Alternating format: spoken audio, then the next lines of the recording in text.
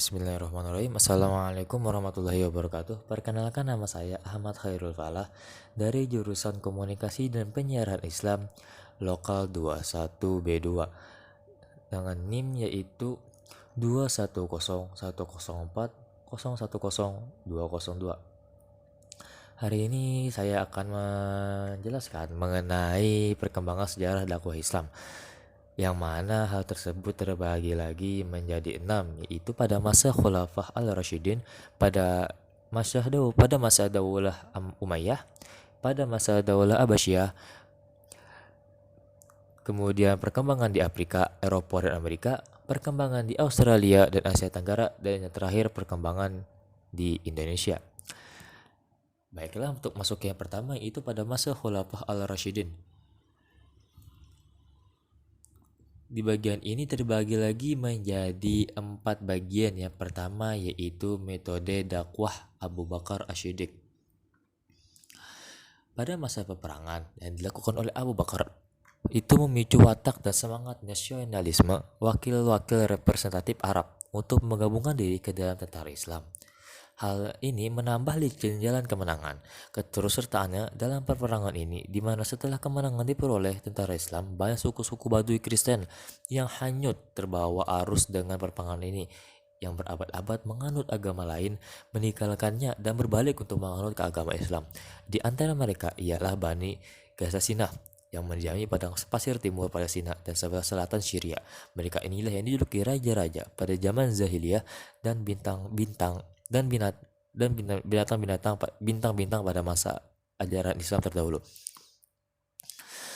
Abu Bakar secara internal kepada kaum muslimin menegakkan ajaran Islam relatif tetap menggunakan cara seperti jargon perang sebagai metode dakwahnya.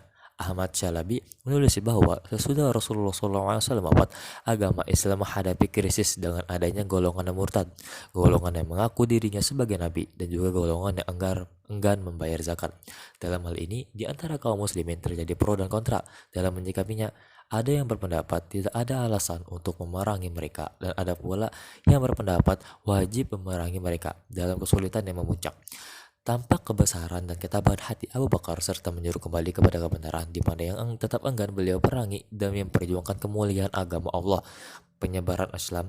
Oleh Khalifah Abu Bakar menaruh perhatian khusus pada penyebaran jalan yang hidup benar, karena usahanya seluruh area Arab sekali lagi untuk selamanya masuk kembali ke dalam agama Islam. Yang kedua yaitu pada metode dakwah Umar bin Khattab. Dalam ekspansi Islam yang dilakukan oleh Umar bin Khattab itu menimbulkan 3 kondisi nyata. Yang pertama yaitu banyak penganut Islam baru akibat derasnya arus penduduk yang berbondong-bondong masuk ke Islam. Yang kedua, terdapatnya penduduk ataupun warga setempat pada daerah-daerah yang baru ditaklukkan yang beragama non-Islam atau masih menganut kepercayaan lama. Dan ketiga, bertumbuh luasnya wilayah pemerintahan Islam yang memerlukan pengelolaan dan penanganan administrasi yang efektif. Untuk yang pertama, Umar menyusun ketentuan-ketentuan khusus mengenai materi pendidikan dan metode pengajaran agama, baik mengenai pokok-pokok iman maupun soal ibadah. Dalam hal ini diangkat dan ditunjukkan guru-guru untuk setiap daerah yang bertugas mengajarkan kepada penduduk tentang isi Al-Quran dan soal-soal yang berhubungan dengan kepercayaan lama. Ia memerintah pula kepada para pembesar pemerintahan untuk mengawasi apakah penduduk tua dan muda selalu mengikuti atau melaksanakan sholat berjamaah, terutama sholat Jumat dan ibadah pada bulan Ramadan. Dalam aspek penegakan hukum atau syariah, Umar biasanya menolak memberikan zakat kepada kaum mu'alaf dengan alasannya tersebut. Begitu pula tidak menjatuhkan sanksi potong tangan bagi pencuri karena ketiadaan makanan akibat musim paceklik. Untuk yang kedua, Umar menerapkan kebijakan toleransi antar umat beragama. Dalam hal ini, Umar misalnya melarang adanya tekanan kekerasan apabila mereka ternyata tidak rela meninggalkan kepercayaan mereka semula dan menjamin mereka melakukan ibadah. Namun sebaliknya, mereka tidak diperkenankan melarang anggota-anggota mereka yang ingin masuk Islam dan tidak pula membaptis anak-anak mereka yang sudah masuk Islam. Tidak ada paksaan bagi mereka mengenai soal-soal yang berhubungan dengan keyakinan mereka, dan tidak seorang pun di antara mereka yang akan dianiaya.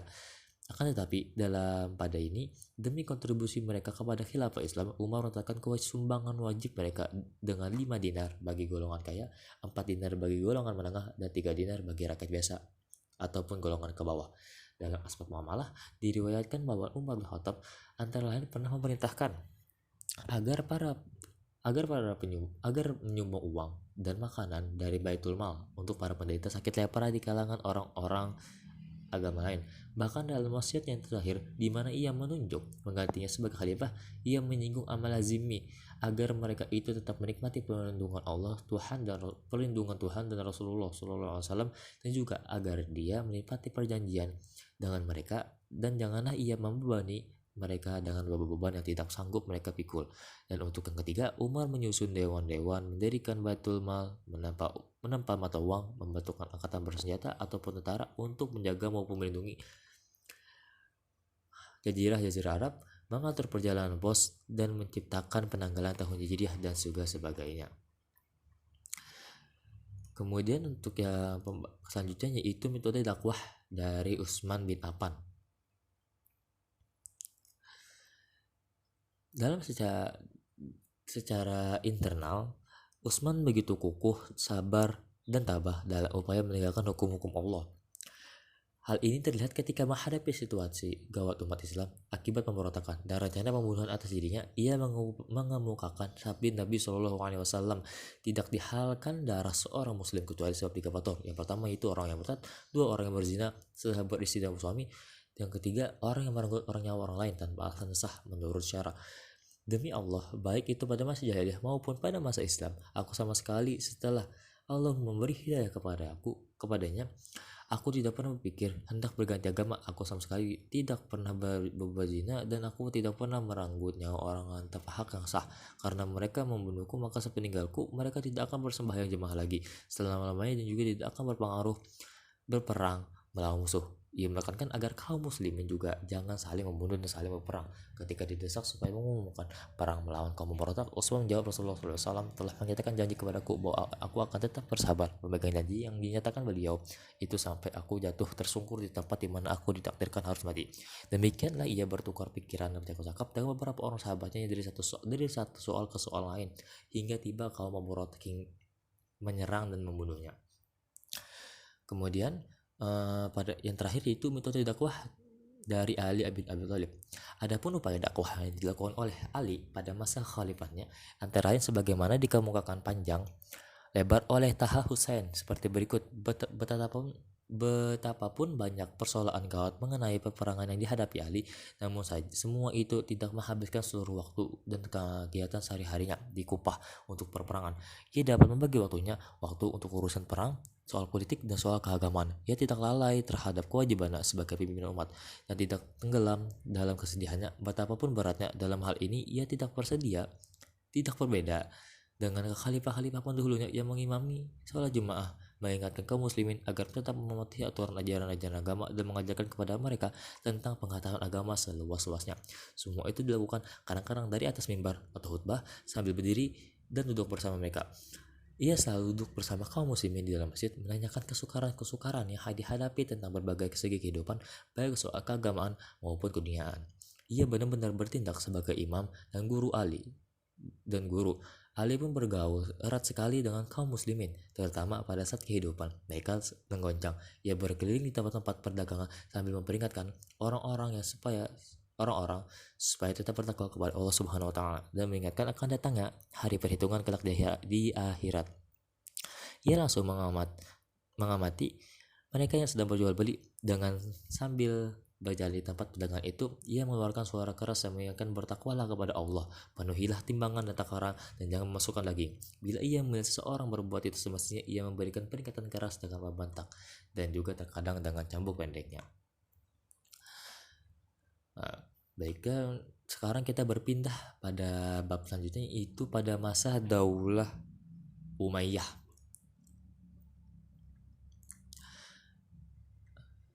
Di sini terbagi lagi menjadi 4, yaitu wilayah Asia Kecil. Wilayah Asia Kecil Daulat Bani Umayyah mengambil Damaskus sebagai ibu kota negara dan sekaligus sebagai pusat kegiatan dakwah. Karena itu wilayah Asia kecil yang menjadi sangat penting, sebab apabila wilayah ini dibiarkan begitu saja, sama halnya dengan memberi peluang kerajaan Romawi Timur memperkuat dirinya. Dan ini memberi kesempatan kepada mereka untuk memukul jantung dakwah Islamiyah. Justru itulah rezim Bani Umayyah yang terus berusaha memukul jantung kerajaan Romawi Timur yang berpusat di Bizantium.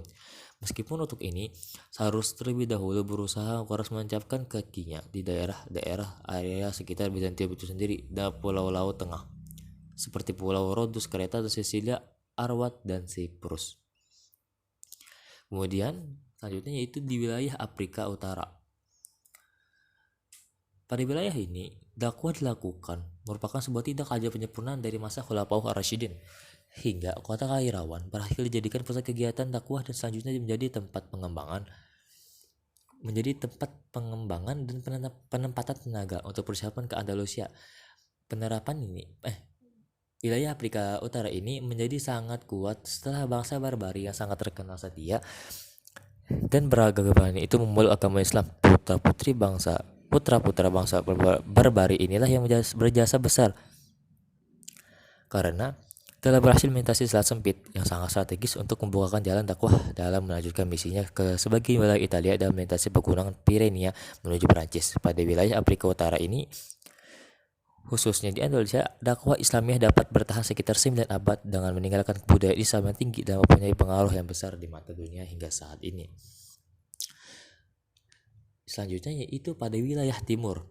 Melebarnya dakwah Islamiyah melalui wilayah timur ini yaitu ke daerah-daerah seberang sungai, negara-negara yang terletak di antara sungai Jihun, Amudarya, dan sungai Sihun, dan daerah-daerah si Indus. Maka terbukalah baginya jalan menuju Asia Tenggara dan ke timur jauh. Setelah terbukanya daerah tersebut, maka terbuka pula lah kemungkinan besar yang baginya berdiri kerajaan Islam Akra yang termasyhur dengan Taj Mahalnya atau di yang berletak pada India. Demikian pula membukakan jalan bagi berdirinya kerajaan Aceh Darussalam. Yang terakhir itu melalui negara Cina. Khalifah Hisham bin Abdul Malik, Khalifah ke-10 dari Bani Umayyah, pernah mengirim sebuah delegasi di bawah pimpinan perwira tinggi yang bernama Sulaiman kepada Maharaja Cina yang bernama Xuanzong. Perwira tinggi yang diutus tersebut adalah dalam rangka untuk mengikat persahabatan. Dengan demikian, sejak saat itu terjadilah hubungan bilateral antara Daulah Bani Umayyah dengan kemaharajaan Cina yang pada saat itu sedang dijatuhkan tahta oleh suatu pemberontakan.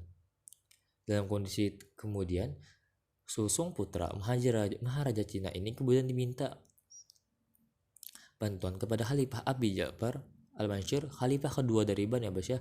Permintaannya itu dikabulkan dan dikirimkanlah satu angkatan perang Islam yang cukup kuat sehingga Susung berhasil merebut kembali tahtanya. Kemudian melanjut kepada bab selanjutnya itu pada masa Daulah Abbasiyah.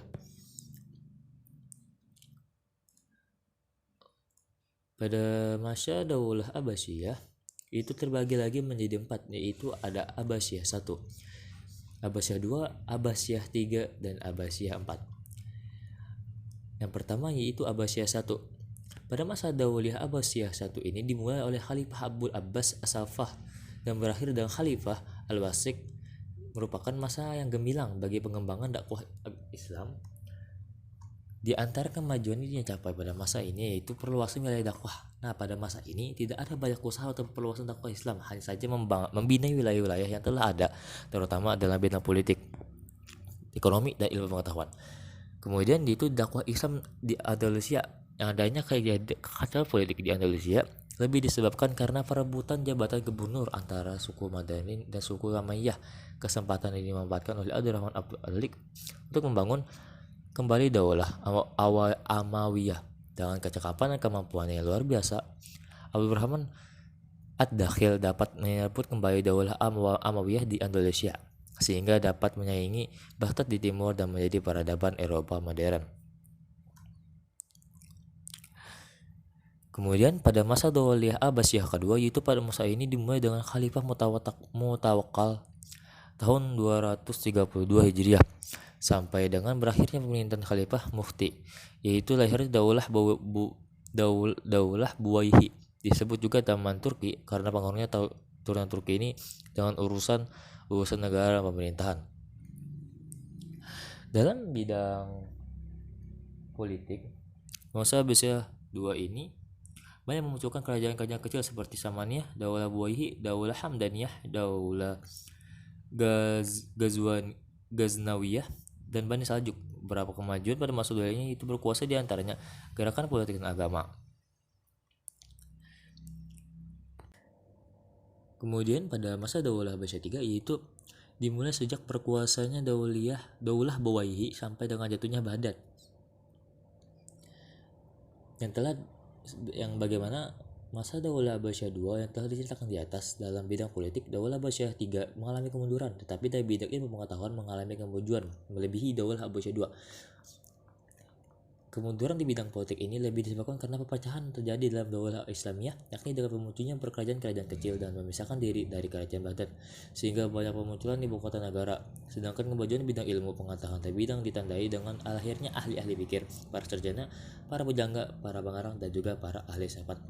Yang terakhir yaitu pada masa Daulah Abbasiyah keempat, ini dimulai dengan masuknya kekuatan bersenjata Saljuk ke Baghdad dan berakhir dengan masuknya Baghdad dalam kekuasaan Mogul, serta berpindah Khalifah Abbasiyah ke Mesir.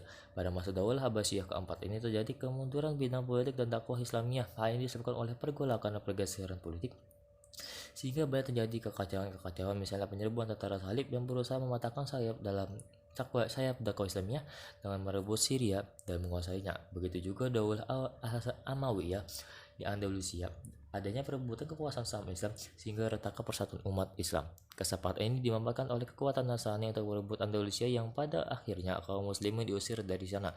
Inilah yang menyebabkan dakwah Islamiyah semakin lemah dan semakin mengecil wilayahnya. Kemudian berlanjut pada bab selanjutnya yaitu perkembangan pada masa di Afrika, Eropa, dan juga Amerika. Pada di Afrika itu terbagi lagi menjadi 3, yaitu strategi sentimental, strategi rasional, dan juga strategi indrawi. Strategi sentimental yaitu dakwahnya terfokus pada aspek hati, perasaan, dan batin mitra dakwah. Dengan strategi dakwah ini dapat membangun kembali hati dan jiwa-jiwa mat'u yang telah memudar dengan nasihat yang mengesankan, memanggil dengan kelembutan, dan memberikan pelayanan yang memuaskan. Tujuannya yaitu agar dapat menggunakan hati dan jiwa-jiwa mat'u yang tadi yang sudah terpinggirkan dan dianggap lemah, seperti kaum perempuan, anak-anak yatim, non-muslim, dan juga lainnya. Yang kedua yaitu strategi rasional, yang mana strategi ini terfokus pada aspek akal pikiran.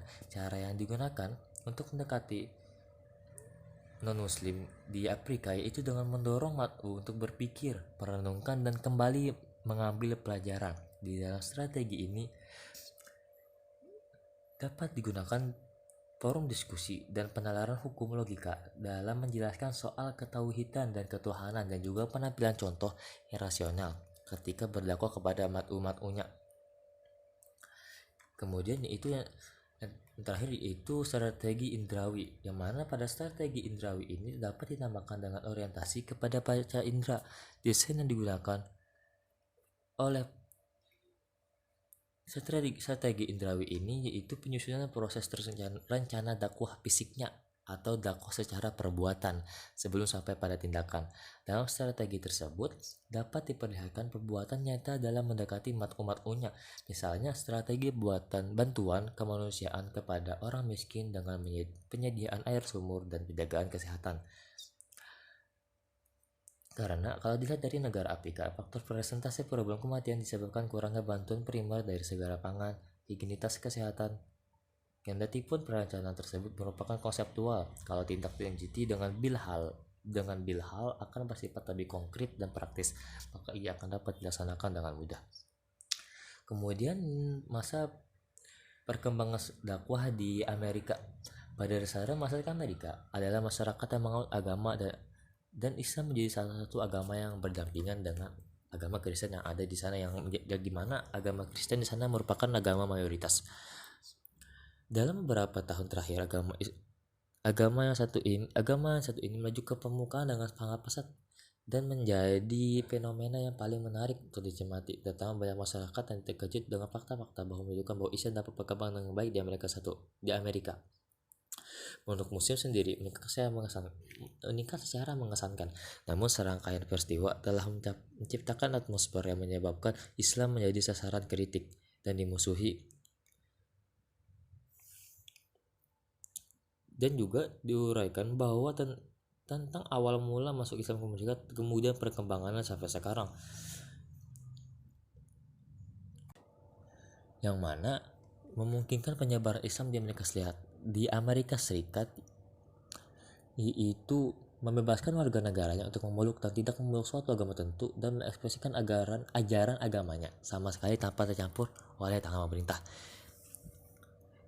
yang mana banyak seperti sentra-sentra lain bebas mendatangkan imam dari negara-negara lain. Misalnya seperti dari Mesir, imam yang dikirimkan tersebut dianggap sebagai upaya untuk memenuhi kebutuhan warga negara yang harus dilindungi.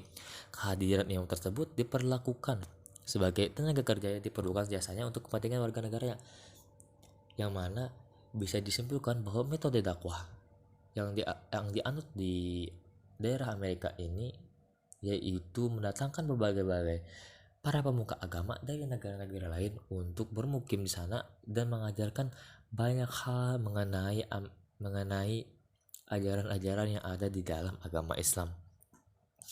Kemudian perkembangan sejarah dakwah pada Eropa. Nah, untuk ini berbeda dengan pada masa di Amerika. Di Eropa, Islam masuk melalui jalur kekuasaan, yaitu pada masa Daulah Bani Umayyah di bawah kepemimpinan Khalifah Al-Walid yang berkedudukan di Damaskus, yang mana pada saat itu Khalifah Al-Walid mengirimkan pasukan ke Afrika untuk memperluas wilayahnya. Pada sekitar tahun 700 Masehi, yang saat itu menjabat sebagai gubernur Afrika yaitu Mus bin Nusayr mengutus Tariq bin Zaid beserta pasukan yang mengadakan pelonjakan ke daerah benua Eropa, yakni Spanyol. Dan ternyata pasukan tersebut berhasil menduduki wilayah Spanyol tanpa melakukan perlawanan yang berarti. Yang mana cara mereka berdakwah di sana itu tentu saja dengan orang-orang yang dibawa oleh pasukan dari Bani Umayyah, agar bisa menjelaskan apa-apa saja hal-hal yang ada di dalam ajaran agama Islam. Kemudian kita lanjut ke bab selanjutnya, yaitu perkembangan sejarah dakwah di Australia dan juga di Asia Tenggara. Yang pertama yaitu untuk perkembangan sejarah di Australia, itu terbagi lagi menjadi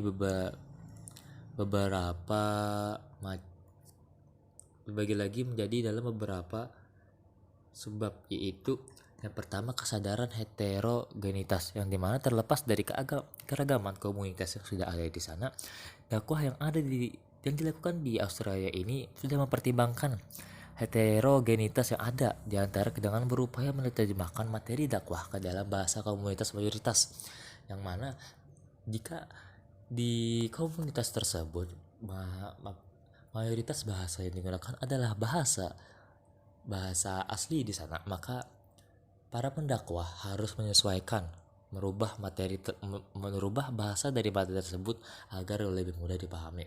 Karenanya didapati dai yang selain berkhutbah dengan bahasa Inggris juga disertai dengan bahasa pendengar mayoritas yang terkadang bahasa Arab, Persia, dan juga bahkan ada bahasa Indonesia. Kemudian yang kedua itu dakwah secara persuasif. Kegiatan musim terbuka untuk umum sehingga non-muslim bisa mengenal dan memilih Islam dengan kesadarannya sendiri. Bahkan kaum muslim sendiri makin mengenal ajarannya sendiri lebih baik. Bahkan di sana pun direkomendasikan agar masjid membuka diri agar para non-muslim bisa mengenal Islam secara langsung. Yang terakhir yaitu menafikan kebencian terhadap keyakinan yang lain, yang mana maksudnya yaitu semakin terbuka akses untuk memahami ajaran agama Islam lebih baik, maka menjadi suatu keniscayaan untuk mampu menafikan kebencian terhadap keyakinan yang ada di sana. Selain itu, kerjasama dalam bentuk interfaith semakin gencar dilakukan, baik di Melbourne maupun di Canberra. Walau tidak bisa dimungkiri, masih ada beberapa kelompok yang masih berupaya menumbuhkan kebencian terhadap keyakinan lain. Namun dengan lingkungan yang sangat multikultural, kelompok tersebut semakin surut dengan sendirinya. Kemudian penyebaran atau perkembangan sejarah dakwah di Asia Tenggara. Yang pertama yaitu bisa kita lihat yaitu saluran perdagangan. Melalui saluran ini memungkinkannya menjadi salah satu penyebab kuatnya pengaruh peradaban Islam di Asia Tenggara. Hubungan dalam jalur perdagangan ini ialah yang menciptakan interaksi antara pedagang Islam dan penduduk asli di Asia Tenggara. Yang mana dari interaksi tersebut kemudian muncul pengaruh yang kuat dari satu pihak kepada pihak yang lainnya. Dalam hal ini pihak yang memberikan pengaruh adalah para pedagang dan ulama yang datang, yaitu ulama dari Arab. Pengaruh inilah yang memiliki peran dalam penyebaran sejarah peradaban Islam di Asia Tenggara, yang mana membuatkannya menjadi salah satu faktor terpenting dalam metode dakwah yang dilakukan. Kemudian dari saluran perkawinan, dari sudut ekonomi, para pedagang muslim memiliki status sosial yang lebih baik daripada kebanyakan pribumi, sehingga penduduk pribumi terutama putri-putri bangsawan tertarik untuk menjadi istri saudagar-saudagar tersebut. Sebelum dikawinkan, mereka diislamkan terlebih dahulu. Setelah mereka mempunyai keturunan, lingkungan tersebut makin luas. Akhirnya timbul kampung-kampung daerah dan kerajaan-kerajaan muslim lainnya. Dalam perkembangan berikutnya, ada pula wanita muslim yang dikawini oleh keturunan bangsawan. Tentu saja setelah mereka masuk Islam terlebih dahulu, jalur perkawinan ini jauh lebih menguntungkan apabila antara saudagar muslim dengan anak bangsawan atau anak raja tersebut kemudian turut mempercepat proses islamisasi. Demikianlah yang terjadi di antara kerajaan-kerajaan yang ada di area Asia Tenggara. Kemudian yaitu melalui saluran tasawuf. Ajaran Islam sampai ke alam Melayu sangat dipengaruhi oleh ajaran tasawuf. Para sejarawan menyatakan bahwa inilah yang menyebabkan Islam menarik kepada mereka di Asia Tenggara, dan boleh dikatakan bahwa tasawuf dengan ajaran dan amalannya menyebabkan berlakunya proses islamisasi di Asia Tenggara. Kemudian melalui saluran pendidikan, islamisasi juga dilakukan melalui pendidikan, baik pesantren maupun pondok yang diselenggarakan oleh guru-guru agama, kiai-kiai, dan juga para ulama. Kemudian melalui kesenian, saluran kesenian ini yang merupakan salah satu yang paling terkenal, yaitu melalui pertunjukannya wayang. Dikatakan Sunan Kalijaga adalah sosok tokoh yang paling mahir dalam mementaskan wayang, yang mana dalam waktu mementaskan wayang itu mereka menggabungkan berbagai kultur, yang mana di dalam kultur tersebut termasuk juga dakwah Islam, yang mana membuatnya menjadi orang-orang tidak hanya mendapatkan pertunjukan, melainkan juga mendapatkan ilmu-ilmu dalam ajaran agama Islam. Kemudian yang terakhir itu saluran politik, yang mana kebanyakan rakyat masuk Islam setelah rajanya memeluk agama Islam terlebih dahulu. Pengaruh politik raja sangat membantu tersebarnya Islam di daerah ini, karena apa yang dianut oleh raja biasanya akan diikuti juga oleh para rakyatnya. Dan di samping itu, baik di manapun, demi kepentingan politik, kerajaan-kerajaan Islam ini memerangi kerajaan-kerajaan non-Islam juga. Sementara kemenangan kerajaan Islam secara politis banyak menarik pendudukan kerajaan bukan Islam itu untuk masuk ke dalam ajaran agama Islam. Kemudian yang terakhir itu kita masuk bab terakhir, yaitu perkembangan sejarah dakwah di Indonesia. Di sini juga terbagi lagi menjadi kelima sebab. Yang pertama yaitu fokus kepada dai-nya, yang mana bermaksud dalam proses perubahan masyarakat sangat penting untuk diperhatikan kegigihan dai dalam ilmu dan amal usaha mereka dalam membawa visi misi dakwah dalam menjadi syarat proses dakwah Islam. Melalui syarat tersebut akan lahir dai-dai yang mampu mengikat lahir dan batin mat'u dalam mengikuti pesan dakwah yang diajarkan. yang mana jika dai-dai ini mengajarkan kepada calon-calon dai-nya yang lainnya, maka akan bisa dipastikan yang ajaran-ajaran para dai terdahulu tersebut akan menyebar luas, yang mana yang diajarkan oleh dai-dai tersebut merupakan ajaran agama Islam dan apabila itu tersebar luas, maka secara langsung ajaran agama Islam itu tersebar luaskan ke seluruh penjuru yang ada di Indonesia. Kemudian yang kedua itu fokus kepada pesan dakwahnya. Pesan dakwah merupakan bagian yang harus disampaikan oleh dari dai, baik verbal maupun non verbal, lisan ataupun tulisan. Pesan yang baik adalah pesan yang mampu mengikat hati muslim dengan Tuhannya, mengikat hati dengan teman seagamanya, memberi dorongan untuk mengais dunia dengan sungguh-sungguh, serta menjadi pendorong pada perubahan dunia akhirat menjadi lebih baik. Yang ketiga yaitu fokus kepada media dakwah. Sebagai seorang yang membawa misi perubahan, maka ada banyak ikhtiar yang harus dilakukan oleh seorang dai. Nabi Muhammad SAW dahulu mencoba dakwah dengan berbagai media, melalui dari rumah ke rumah sebagai media dakwah, dilanjutkan ke masjid dan musola. Kemudian ke media yang dapat dijangkau banyak MATU adalah yaitu lapangan dan pendirian sebuah negara seperti Madinah dan Mekah. Artinya untuk mengangkat popularitas muslim di mata dunia, maka umat Islam harus melakukan syiar ataupun show up diri sebagai muslim, tidak hanya dalam ranah kecil rumah dan masjid, melainkan ranah publik, sehingga dunia bisa menyaksikan kemajuan umat Islam. Manakala hal itu sudah dapat dilakukan, maka barat akan segan dan takut kepada umat Islam serta merta menjajah umat Islam lagi. Yang kemudian yaitu fokus kepada metode. Metode seringkali disebut sebagai tarikah atau yang lebih penting dari madah, atau metode lebih penting dari pesan.